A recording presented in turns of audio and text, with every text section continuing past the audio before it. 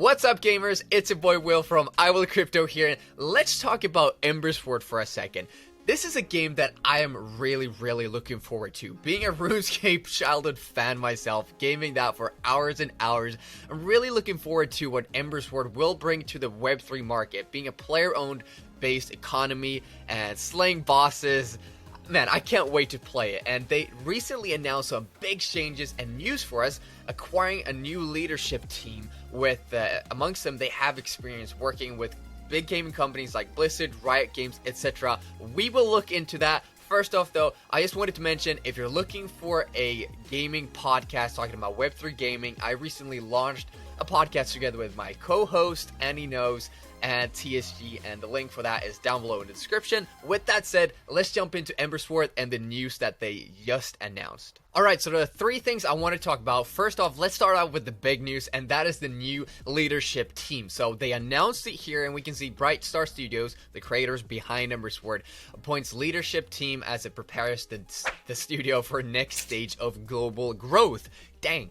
So, what they're doing is they're actually reimagining the game a bit, and they've got some new key art as well, and they've swagged that out on the website. I'll show you that later on. But they've managed to acquire a very experienced team, and we can see the co-founder Joris is now the chief development officer, and they've got new additions include Mo as the chief publishing officer, Amber, who's the VP of marketing, and I took a look at her. I did a bit of stalking on her, watched her CV and looked up what she's done in the past, and she's worked with some really big companies based out of London, I believe. She's worked with the Disney, Fox Network as well, and some really impressive companies. So I'm really looking forward to seeing the new marketing that Ember Sword are releasing here. So then we've got Siniza as well as the in-game art director. As I said, like, we've got new art released, and Max, who's the game director, Christoph, VP of operations, and Thomas Hector, VP of infrastructure, amongst other leadership roles across community and player experience and business developers, yada. So anyhow, what's exciting about this is hailing from brands like these people right here, who they have now hired, have experience working with brands such as Blizzard, Riot Games, King, Digital Arrow, Discovery, CD Projekt Red, and Disney, like I mentioned. So the newly appointed leadership team brings a wealth of experience and passion to the studio. I can't wait to see what they bring now, because we've been told, I believe, that in beginning of 2023, we will see some more gameplay being released, and we're able to play the game as well. And so I'm looking forward to seeing what they bring to the later parts of 2022 here, and the alpha that they give us. And they've got some cool quotes here as well. I like this specifically. If you didn't know this, and quote here, "Our technology allows players to access their game directly and start playing in a matter of seconds, whether from a browser, desktop, or mobile device." And I think this is so good. And if we're looking into the MMORPG space, we saw RuneScape launch their mobile device